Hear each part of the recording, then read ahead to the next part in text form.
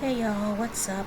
This is Rosie, and I have said a few times before that I am an author. My genre of choice is interracial erotic romance, or dark interracial erotic romance, and I said I wanted to be a part of BookTok. And my books I categorize as dark romance or dark erotic romance because of the theme, not because my characters fall in love with the dark characters, but because of the themes and what happens in the book and what have you. Anyway, so I said I wanted to be a part of BookTok a few times, and I didn't know what it was all about. And so last week I watched some videos on BookTok and I got curious, so I decided to go and see for myself. And I didn't really see anything that I thought was alarming or disturbing. I just saw things going on there that made me feel like, well, I guess my books aren't so bad. I thought it was pretty cool.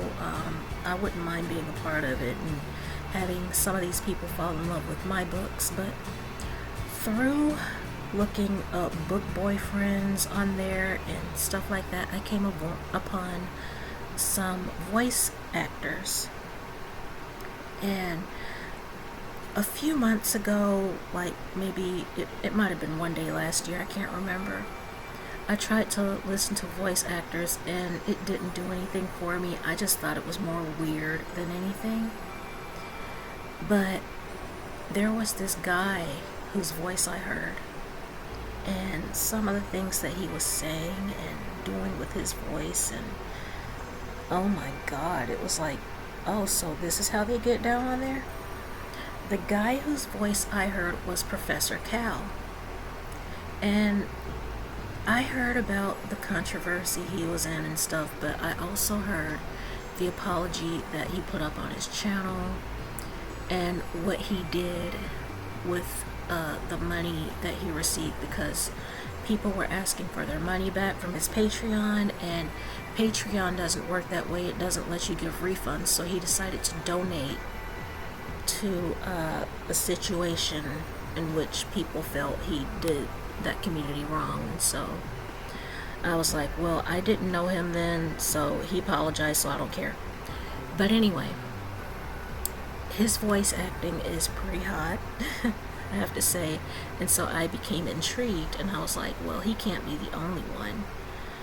And so I came upon this voice actor who goes by the channel name Daddy Sounds, and that is pretty interesting. Some of the stuff he does is pretty interesting. And then there's another voice actor, Best Kept Secret, and I love his storylines and the things that he says and stuff. And so I became attached to him. I don't like when he does the gruff, gravelly sounding voice. I don't like when he makes his voice do that. But when his voice sounds more like what I guess is his natural voice, oh yeah, I love that. Very sexy. And so I had been binging him most of the week. Today is May 19th. And then I came upon another voice actor, and he is so far my favorite, and he goes by Deep Dark VA. And oh my gosh, I had been pretty much listening to his entire YouTube library, and oh wow, oh gosh, yeah, he's my favorite. He's definitely my favorite. And I didn't know, I wasn't prepared for what I was gonna hear, especially with Daddy Sounds. He says some really outlandish stuff, especially because he does daddy little girl play. I guess it's a kink and it didn't weird me out as much as I thought it would, but it's still kind of, I mean, if you get triggered by stuff like that, I would not recommend you listen to him, but he does some good stuff. But yeah, Deep Dark is definitely my favorite. Best Kept Secret, I would say, is my second favorite. Professor Cal is the one who introduced me, so I'm hoping that he comes back full-time doing voice characterizations, because he is really good, and well, women really simp over him. But yeah, and so that's what got me into it, was going to BookTok. It didn't really creep me out like I thought it would, because YouTubers make BookTok sound like it's from the deep, dark recesses of hell. As an author, I have to say that a lot of what some authors see as entertaining, there is an audience for it. It doesn't matter what other people think of it, because somebody out there will find the books entertaining, and they will be like, oh, this book is so good and I have to recommend it to everybody. And it's nothing to them. But when other people read it, they're gonna find it weird. My advice to you is, before you pick up a book, look for all the information that you can on that book. Type the title into Google, into Bing, wherever, and see if you can find some information on that book so you can read the blurb. Maybe somebody out there has some kind of information on it, but get all the information you can on this book before you pick it up, because when you open the covers and you start reading the pages, there's pretty much no turning back, and you can't unsee or unread the things that you see and read, and that may not be your style. And all that is telling you is, you think it's bad because you don't like it. That means that book isn't for you. You aren't the intended audience. Now, some of the things that I've heard are in the covers, between the covers of some people's books. All that tells me is, I don't want to read that. You know, I'm not into mafia romances, even though one that I'm writing is kind of sort of mafia-ish. Sort of. You'll have to read it when it comes out, but that's not it's not my thing. And I'm not into race play or anything like that, but for some people that turns them on, and I guess that's fine, but I'm not the intended audience for that. So I'm not going to get on here and judge other people's books, because our books are kind of like our children. We put all of our love, our care, and blood, sweat, and tears into the words that we write. And for someone to come in and degrade our work just because they don't like it, it hurts. It does, because we're real people. But also it's like, well, if you didn't like it, then that's on you. But there are other people out there who do like it. There are other people out there who find our words entertaining. It takes them away into a world of fantasy that they can't be a part of. And yeah, a lot of women say, oh, I wish that I could have men like that, and it's like, no, you don't. You have to think about what you're saying and be careful what you wish for, because what an author puts into a book is a lot different than what the reality would be. You do not want to fall in love with a murderer. You don't want to fall in love with a domineering man that you have to ask to go before you go somewhere, or you have to get his approval before you wear something. and he's expecting more of you than you're willing to give. You don't want that. You want a man who will let you be yourself and let you have your own autonomy. But to read about a man who will take care of you, who will love you and let you have, make your own decisions, but won't be afraid to take charge every once in a while, it can be hot. It's a fantasy. But you have to learn how to separate fantasy from reality. And so that's some more advice right there. People have to understand everybody's work isn't for every eye. Every story isn't for every mind. But there are people out there who will connect with our stories, no matter what that may be. If I can find it, I'll put it in the description, but last year or 2 years ago, it might have been 2.5 years by now, I don't know. But anyway, I read one of the craziest blurbs I had ever read in the history of ever. And to this day, I can't not believe that somebody wrote a book like that. It freaked me out. But this guy got thousands of reviews on Goodreads. He's won awards. He has books with the craziest titles. And so obviously there are people out there who find his books entertaining. Obviously, I'm not his intended audience because it's freaky weird. Like I said, I cannot believe that I read that blurb.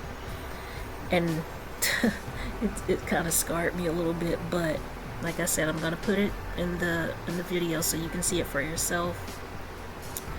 But like I said, I'm not his intended audience, so I can't say anything about his books. He's won awards. He's got good reviews. That's how he makes his living, and he has an audience, so I'm still trying to get to where he is, And so you have to learn how to find the book that is for you, the book that connects with you. But it's really not fair to other authors out there for you to buy a book that is in a genre you don't like just because you were curious and you saw it on TikTok and it's in your recommendeds and you just want to see what it's all about. And when I opened the book, I can't believe what I read, and these people need Jesus. Shut up. Alright? Shut up. You were not the intended audience. You shouldn't have bought the book. You bought the book now, and it's on you, and it's really not fair to them for you to go and give them a bad review just because you read a book that was not in your intended genre or your preferred genre. And because of that, you didn't like what you read. And because you didn't like what you read, you're giving it a bad review. That's really not fair. It really isn't. I can see if it's in your preferred genre and it didn't make sense to you, or you just didn't get the storyline or whatever. I could see that, but this isn't a genre that you weren't ready for, so you weren't the intended audience, and that's really not fair. And some advice for my fellow authors out there: do not stalk your readers. Don't do that.